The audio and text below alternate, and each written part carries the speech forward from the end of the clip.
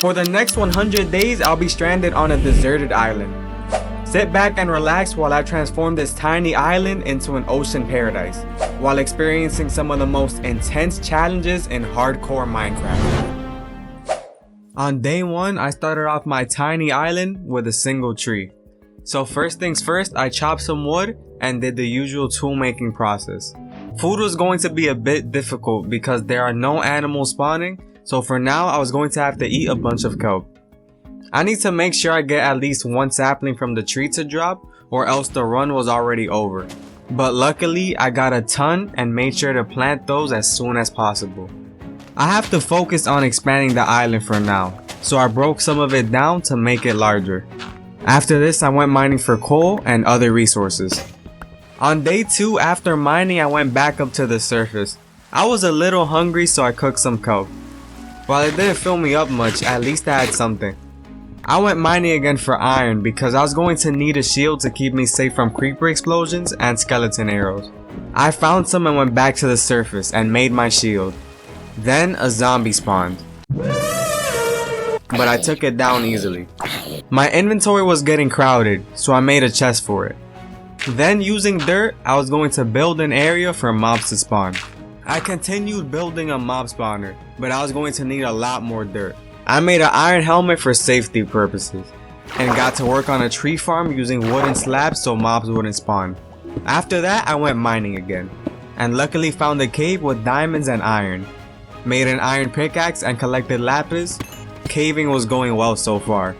On day 4 I headed back to the surface after collecting more dirt to expand the island. I also continued work on the tree farm but decided to go caving using a new method I learned, which was to place a slab and tunnel in a 1x1. The point of this method was that since I wouldn't have to break 2 blocks, it would be easier to find ore veins. And it worked because I found diamonds and gold. It's a great method, but the only issue is that it takes a very long time to go back. A ridiculously long time. 2,000 years later. After what seemed like forever, I made it back to the surface and expanded both the mob spawn area and the tree farm. On days 5 through 7, I continued mining resources such as coal and gold, and finally found my first cave, taking on a group of skeletons. While mining, I got attacked by a group of mobs and got overwhelmed, so I ended up leaving. But I decided not to back down. Never back down, never what? So I made torches and explored a huge cave, which had a ton of iron, gold, and glowberries. I crafted an iron chestplate and leggings for more protection. But before the next day, I wanted to check if the mob spawner was working. And it was, which was great. I put all my ores in the chest and I had 7 diamonds and gold from the mining trip. But I couldn't enjoy the sight at all because phantoms spawned and I had to run away. I came back up to the surface after the sun burned the phantom. The tree farm was looking great and the island was starting to take shape. I ended up making a small campfire area since I was on a deserted island. After this, I took down my first drowned and expanded the tree farm until nighttime. But a creeper blew up the spawning area and I was not happy about that at all. I killed the spider for string since I was going to need it to make a bed later on.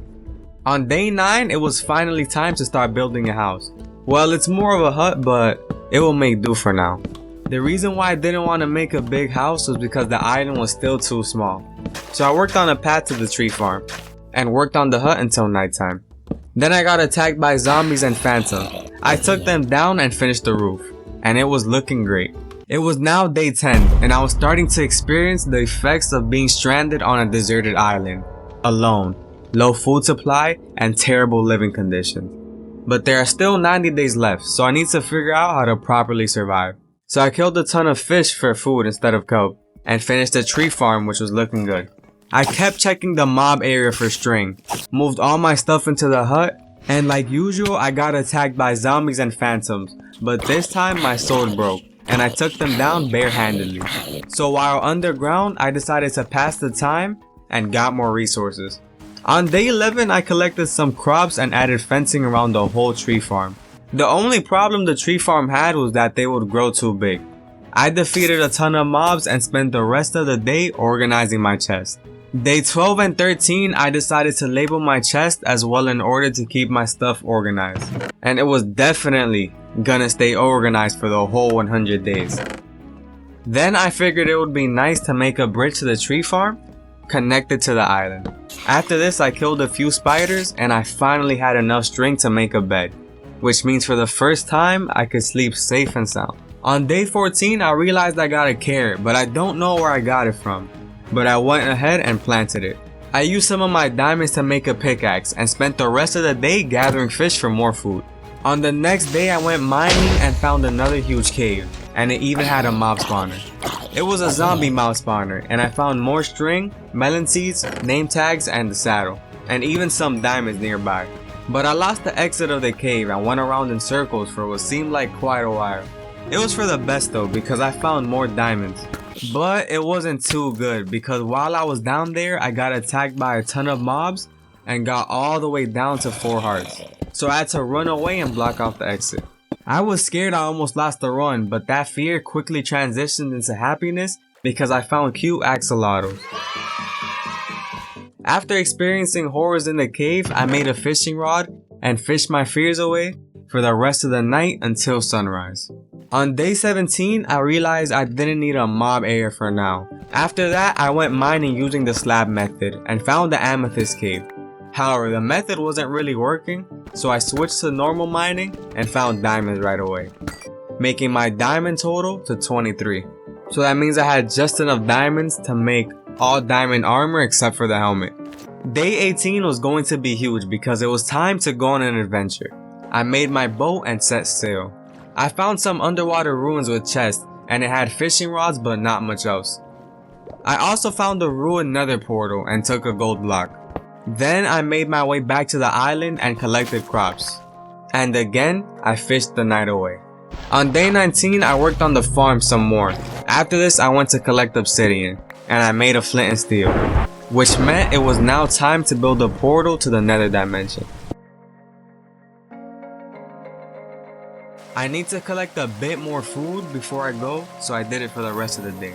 The next couple of days are going to be spent in a fiery wasteland filled with horrors, lost souls, and endless lava, the nether dimension. Even though I don't really want to go, I have no choice because I need to make progress. So I spent days 20 through 21 preparing for the nether. So I made a diamond sword, collected enough food, and went off into the nether. When I first arrived, I noticed I got a strange spawn, so I had to make my way up to the nether surface. The nether is one of the places things could go terribly wrong, so I had to be careful or else I would lose the world forever. After wandering, I found some glowstone, and I forgot to make a gold helmet, so piglins kept attacking me. It took forever, but I finally found a new nether fortress, but I still had to be careful building down. When I arrived, I got some mushrooms and I took down some blazes for blaze rods. Fighting wither skeletons, I got down to 3 hearts, which is the lowest I've gone down so far. And you'd think after going through so much trouble in this fortress, I'd find something. I found a whole load of nothing. So I went back home and chopped trees in frustration. Days 22 through 25, I decided I was going to need better preparation for the nether. So I made a gold helmet to be friends with the piglins. After that, I found a shipwreck with gold, lapis, and emeralds. I also found a chest with a ton of blocks and a map. But while I was checking the book, I found an unexpected surprise. I got a few more obsidian in order to make an enchantment table, and got sharpness 1 on my diamond sword, and gave most of my gear protection 1 for now. Days 26 through 30 were a complete mess. I went back to the nether and spent what felt like forever looking for a new nether fortress. It didn't help that I kept making the mistake of going near magma blocks, and I got down to 1 heart. You had to be kidding me. And what makes it worse is that I found another fortress, but it still didn't have chest or nether wart. But there's a warp forest nearby, so I'm gonna check that out for now. I was going to need a ton of ender pearls for the end, so I farmed endermen. And after a stack and some change, I thought that was good enough for now. I found another nether fortress with chest and nether wart, meaning that the nether trip was now complete. Day 31 was pretty chill. Just did some checking up on the island after being gone for so long. I also enchanted a bow with power 1 and added trapdoors to the hut pillars to give it more dimension. On the next day, I collected and planted a ton of crops. Crafted some golden apples but needed more gold. So I went back to the nether for a sec, got the gold without running into any trouble. Days 32 and 33 were going to be spent preparing for the end. So I made golden carrots, golden apples, and some bread. Luckily, I had enough arrows from farming skeletons, so I didn't have to craft those. And finally, I made Eyes of Ender. Now, it was officially time to visit the end dimension. So I hopped on my boat and set sail. I found another shipwreck with armor trims and potatoes on the way.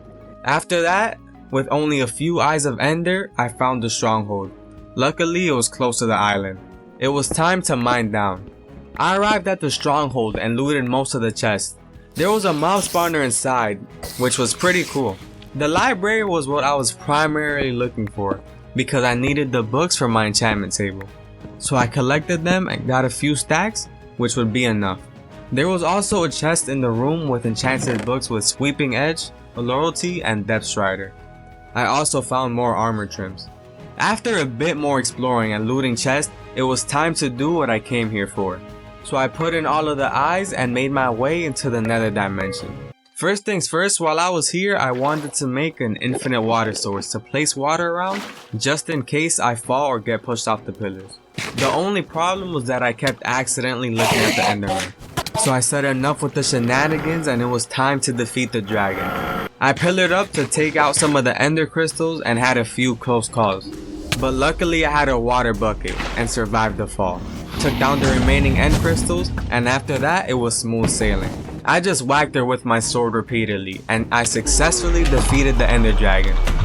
After this I probed into the end city and almost lost the whole run because it teleported onto the edge. If I didn't glitch into the block, I would have definitely fell into the void. After searching what felt like forever, I finally found an end city. Shulkers, while interesting, are extremely annoying, by design of course. I found no good gear except this really strong sword. I got the elytra and decided to leave because I forgot to bring rockets. I turned off shaders to see things easier in the end from a distance, but I still saw nothing. I jumped into the portal and read the credits. And the universe said, "I love you because you are love." Aww. After reading that kind poem, I was happy to be back home. I put all the new loot in a shulker box and made more chests for extra storage. Went mining for diamonds and such and mined the night away. Exploring a fiery abandoned wasteland, defeating a primordial dragon in a dimension filled with darkness, and slaying undead monsters is nowhere near as fun for me as building and expanding my island. So let the real fun begin. On days 38 through 39, I went back to the surface after not having much luck mining.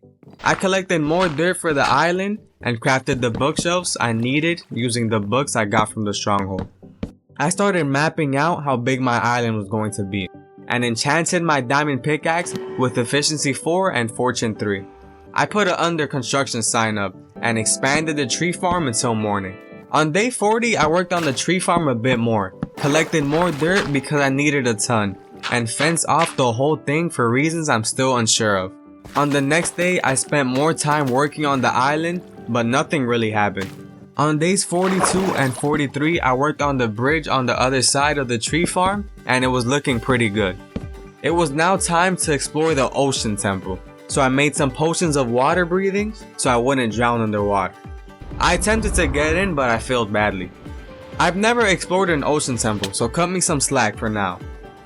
So instead of barging into the temple, I went on a boat trip and found some sugarcane. On day 44, I made a potion of invisibility so the guardians wouldn't spot me. Wait, hold on, I'm getting a call. Hello? What do you mean they can still see me? So you're telling me I wasted my time crafting these? That's a bummer. Even though they could still spot me, I decided to head into the ocean temple. I got lost several times and defeated an elder guardian fair and square. But when I left, I got attacked by guardians and was at 2 hearts.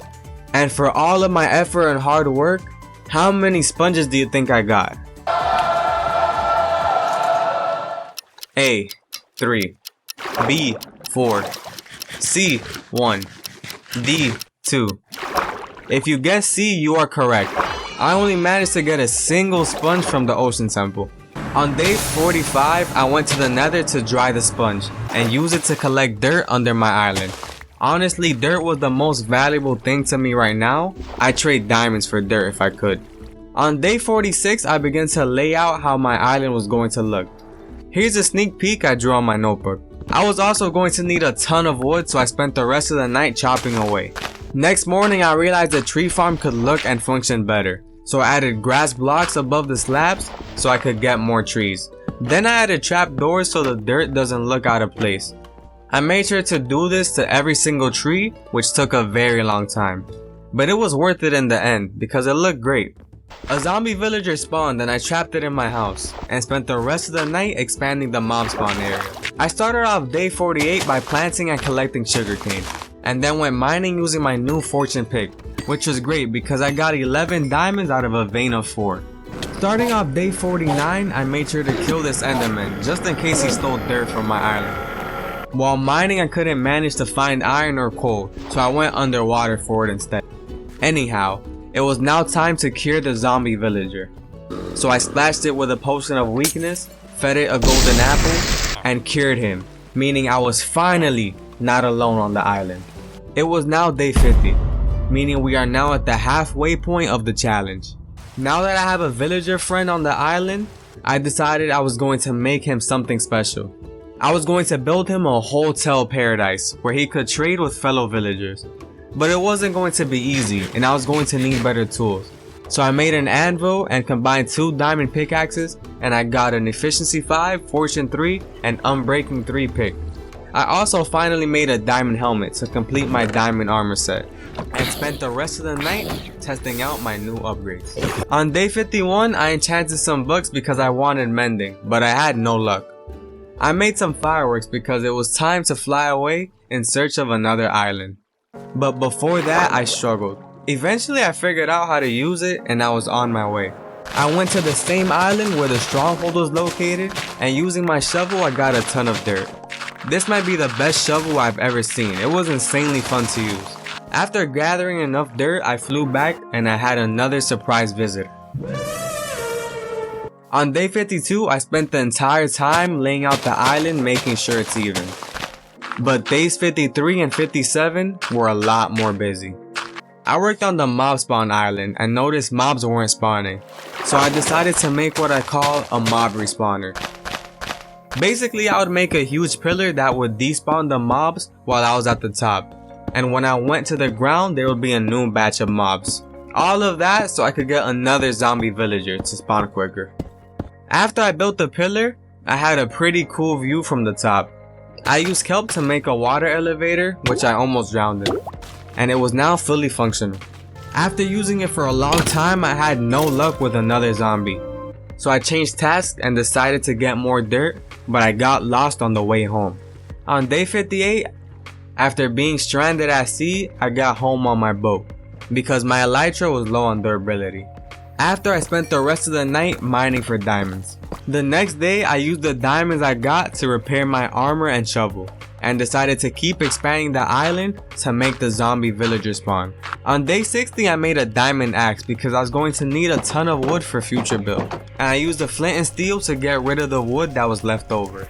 Dealing with a ton of mobs, I got down all the way to 4.5 hearts, and then phantoms came and attacked me as well. On top of that, there were still no zombie villagers. It was a pretty rough night to say the least.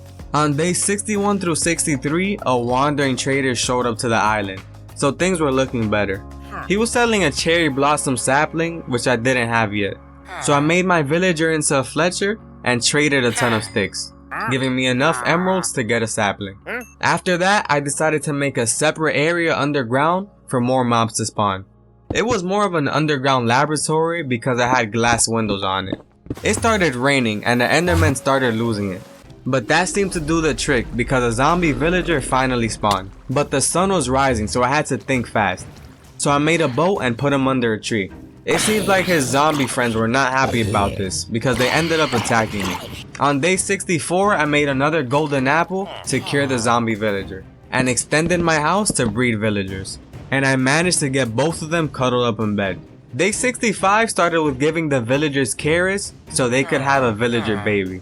And I even made a little window so I could feed them through it. I worked on expanding the island but was still checking up on the villagers every now and then.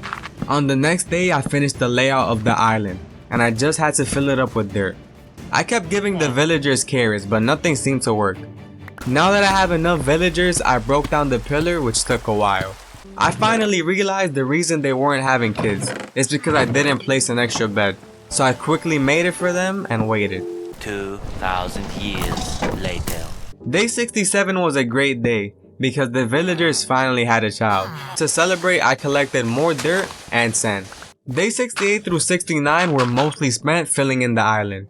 Another wandering trader came with dark oak saplings, which I wanted for more wood variety. I bought the dark oak sapling and spent the rest of the night filling the island with dirt. My elytra was running low on durability, so I repaired it with phantom membranes. I went back to the island to collect even more resources, and when I came back, I found the villager baby was grown up and they received more carrots. I finished filling out the island with dirt and immediately started working on the second layer. I need to make sure the island is round enough so it doesn't look like a square.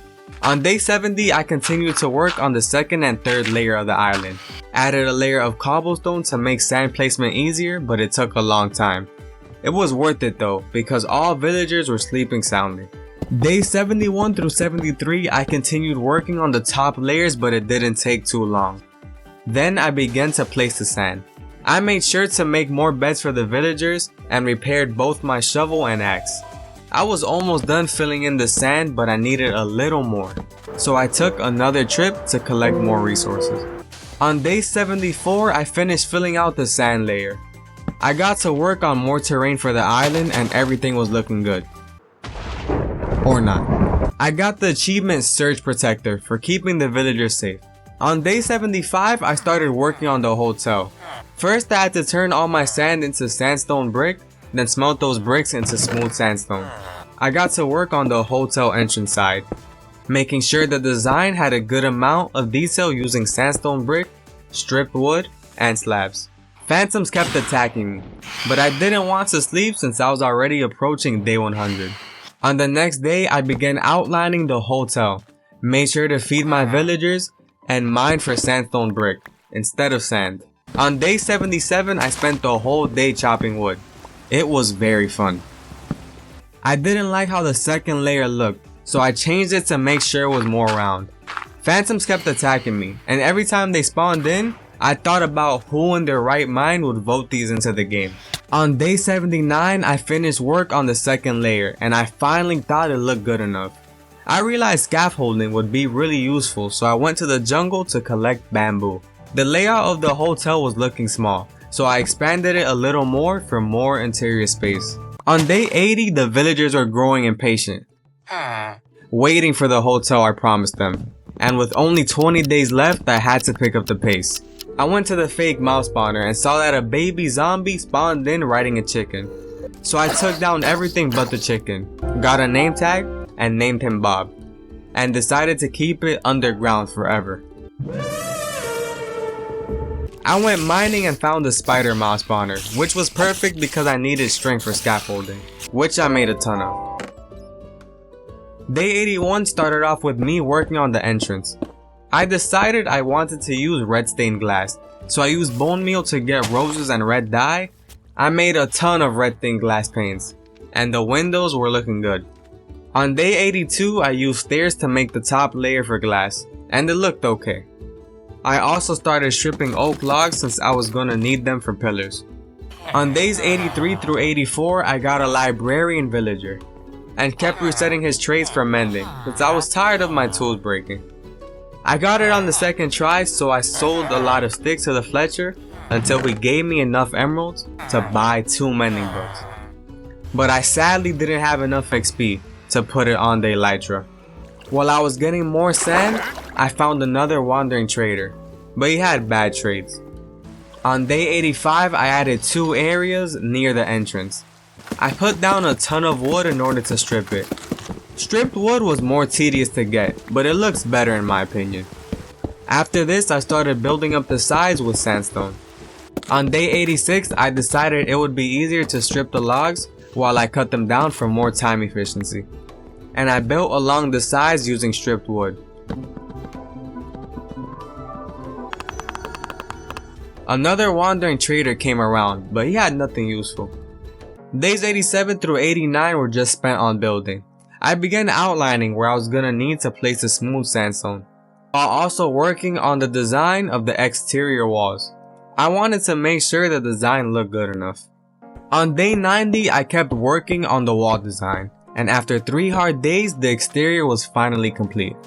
On days 91 through 92, I added a few more wooden pillars and used sandstone brick as a railing for the balcony areas of the hotel. After that, I added glass panes around the whole exterior area and worked on the new entryway design. On days 93 through 94, I took a boat trip to get more resources. Later, I made lanterns to prevent mobs from spawning, and I thought it looked nice in combination with the wood and sandstone. I started working on the roof of the balcony as well. On days 95 through 96, I added sandstone around the whole roof of the build and extended it on all 4 sides. I started filling in the roof with slabs so mobs wouldn't spawn on top. It took some time, but I was done. I know it's a pretty simple roof, but it would make do for now. On day 97, I placed lanterns across the building and filled the second floor with smooth sandstone. I removed some of the glass for wood to make it more cohesive and added stripped wood pillars in the interior walls. On day 98, I looked at the building from a distance and thought it looked pretty cool. I was happy it was all finally coming together. After that, I filled in the hotel attic with wood, which was going to be used for storage. On day 99, I filled the building with more pillars, filled the holes with glass panes, and added staircases on both sides of the entrances. It was now day 100, but I didn't want to stop yet because, wait, hold on, I'm getting another call. What do you mean they don't care why, just want me to finish the video? I was very proud of what I had so far, but I still needed to add a few finishing touches. I added grass paths along the whole island, then added a sandstone and wood combo to the hotel floor. On day 101, I finished the interior design floor and added glowstone. Also added wooden support beams. On days 102 through 104, I added a path to the hotel and started work on more island terrain. Iron golems helped me take care of the phantoms, which made things a lot easier. I added a few more layers of land across the island and worked on the palm tree design for each layer. I got a design I thought could work and added a tree to every single small piece of terrain. In the middle of the hotel entrance, I thought a water area with a palm tree would look very nice. I added that along with more trees across the island. I made sure to use bone meal across the whole island as well, and the hotel was looking better than ever. Days 105 through 109 were the most important days because it was when I was finally going to complete my promises I made to the villagers. I got started on the trading hall in the hotel and worked on the design I got off YouTube.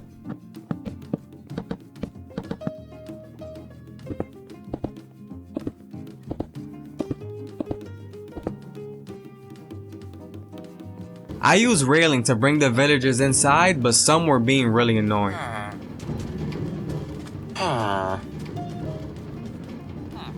Eventually I managed to bring all of them and adjusted the villager breeding house. Now that the villagers are inside, I'm just missing a zombie to get it to work. So I tried to bring in one of them, but the iron golem kept killing him. I didn't want to defeat the iron golems who helped me fight off phantoms, but this time I had no choice. It was now day 110, the final day of the challenge. I moved all of my chests into the storage room, got the zombie villager into the trading hall, and you simply flip a switch to zombify a villager, and cure it to reduce trading prices. I removed all unnecessary parts of the island I was no longer going to use, and the island was now complete.